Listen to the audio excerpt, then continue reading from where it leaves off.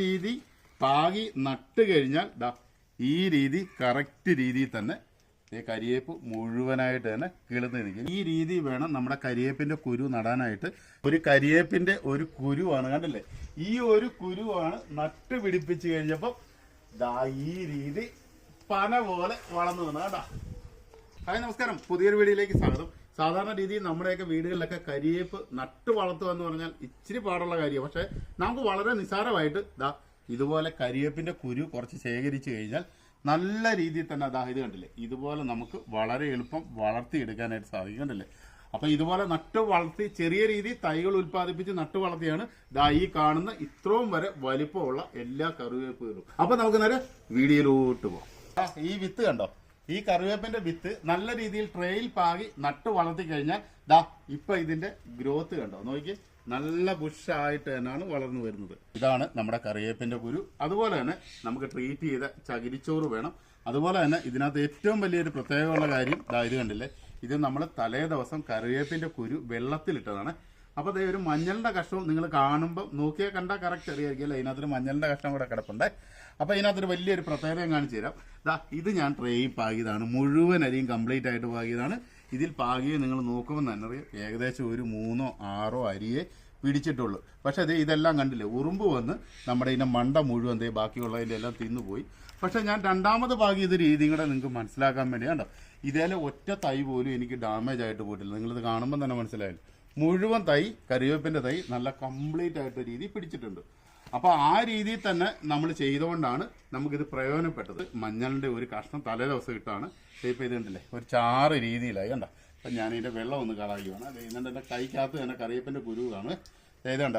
കറിവേപ്പിൻ്റെ കുരു കുഴഞ്ഞ രീതിയിലായിരിക്കും കണ്ടില്ലേ. അപ്പം ഇത് എന്തിനാണ് ഇടുന്നതെന്ന് ചോദിച്ചു കഴിഞ്ഞാൽ കൂടുതലായിട്ടും ഒരുമാതിരി ഉറുമ്പിൻ്റെ ഒരാക്രമണം, അതായത് ഇത് വലുതായി വരുമ്പോൾ ഇതിന് ഈ കരിവേപ്പിൻ്റെ കുരു ആര് വേണമല്ലോ ഒന്ന് ടേസ്റ്റ് ചെയ്ത് നോക്കി അറിയാം. ഞാൻ പൊളിച്ച് കാണിച്ചത് ഇതേണ്ട, ഇതുപോലാണ് ഇതിൻ്റെ കുരു ഇരിക്കുന്നത് കേട്ടോ ഉണ്ടോ.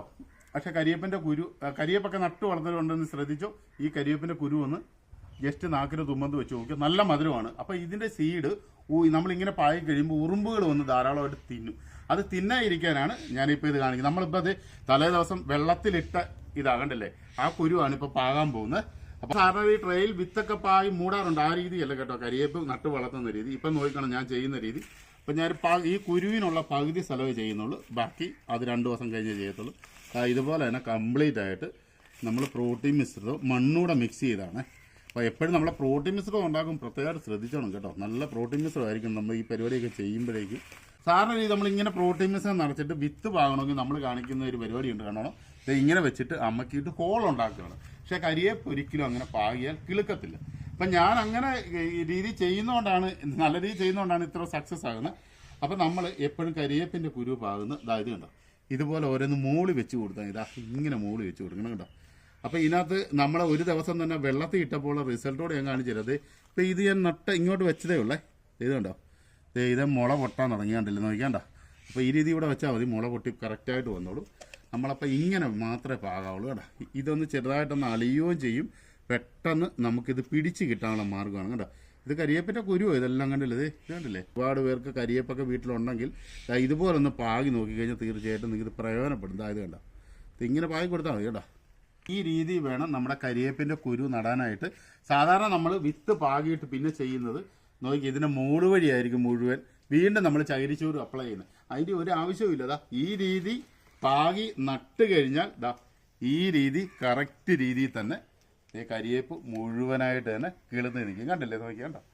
എങ്ങനെയാണ് ഇത് വെള്ളത്തിലിട്ട് വെക്കേണ്ടതെന്ന് നിങ്ങളെ കാണിച്ചു തരാം. ഇതാ ഇതുപോലത്തെ മഞ്ഞളിൻ്റെ കഷ്ണം എടുക്കുക, എന്നിട്ട് ചെറുതായിട്ട് മഞ്ഞപ്പൊടി ഒന്നും ഇടണ്ട കേട്ടോ. മഞ്ഞളിനകത്ത് മുഴുവൻ മായമാണെന്നൊക്കെയാണ് പറയുന്നത് കേട്ടോ. അപ്പോൾ സ്വന്തമായിട്ട് കൃഷി ചെയ്തിരുന്ന എന്തെങ്കിലുമൊക്കെ കഴിച്ചോണം കേട്ടോ. അതായത് കണ്ടല്ലോ, ഇതുപോലത്തെ മഞ്ഞളിൻ്റെ ഒരു കഷ്ണം അങ്ങോട്ട് ഇടുക, നേരെ ഗ്ലാസ്സിലോട്ട് കുറച്ച് വെള്ളം ഒഴിക്കാവുള്ളൂ കേട്ടോ.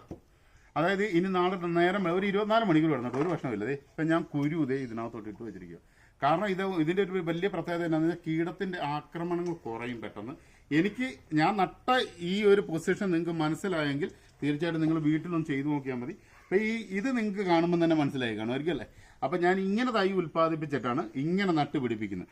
ഇതിപ്പം നിങ്ങൾക്ക് ഈ അരിയിൽ നിന്നും വന്നോ ഇല്ലേ, ഇതെങ്ങനെയാണ് ഇതിൻ്റെ ഗ്രോത്ത് എന്നുള്ള ഒരു സംശയം കാണുമായിരിക്കും. ഇപ്പം ഞാൻ അവിടെ പറിച്ച് കാണിക്കാം. അതായത് കണ്ടോ, ഇങ്ങനെ ഇത് പൊക്കിയെടുത്താലും ഒരു പ്രശ്നമില്ല കണ്ടോ. ഒരു കരിയേപ്പിൻ്റെ തൈ എടുക്കുന്നത് കണ്ടില്ലേ, ഒരു പ്രശ്നമില്ല കണ്ടില്ലേ, കറക്റ്റ് രീതിയിൽ തന്നെയാണ് അതിൻ്റെ റൂട്ട് വരുന്നത്. അപ്പോൾ ഈ റൂട്ടിൻ്റെ ഈ കറക്റ്റ് പാങ്ങാകുമ്പോഴാണ് ഞാൻ ഇതിനകത്തോട്ട് ഇങ്ങനെ മണിപ്പിക്കുന്നത്. അപ്പോൾ ഇതിനകത്ത് എല്ലുപൊടി വേപ്പിൻ പിണ്ണാക്ക് വളങ്ങൾ കൊടുത്തിട്ടാണ് ഇതിനകത്തോട്ട് നട്ട് ഇങ്ങനെ അങ്ങ് തൈ വെക്കുന്നുണ്ടോ. അപ്പോൾ പെട്ടെന്ന് കയറി വന്നോളും. ഉണ്ടോ ഉണ്ടോ, തൈയാണ് ഈ ഒരു രീതി വരുന്നത്. വളരെ സിമ്പിളായിട്ട് തന്നെ നമ്മുടെ വീടുകളിൽ ഇതുപോലെ നമ്മൾ നിസ്സാരമായിട്ട് കരിയേപ്പിൻ്റെ കുരു ഉണ്ടായി ധാരാളമായിട്ട് കരിയേപ്പ് നമ്മുടെ വീട്ടിൽ ധാരാളമായിട്ട് വളർത്താനായിട്ട് സാധിക്കും. അപ്പോൾ തീർച്ചയായിട്ടും നമ്മുടെ വീഡിയോ ഇഷ്ടപ്പെട്ട നിങ്ങൾക്ക് തീർച്ചയായിട്ടും ഈ വീഡിയോ പ്രയോജനപ്പെടട്ടെ. അപ്പോൾ വീഡിയോ ഇഷ്ടപ്പെട്ട നിങ്ങളുടെ പ്രിയ സുഹൃത്തുക്കളും ഗ്രൂപ്പിലേക്ക് ഒന്ന് ഷെയർ ചെയ്യാൻ മറക്കല്. അപ്പോൾ തീർച്ചയായിട്ടും മറ്റു വീഡിയോ ആയിട്ട് കാണുന്നവരൊക്കെ ബൈ ബൈ.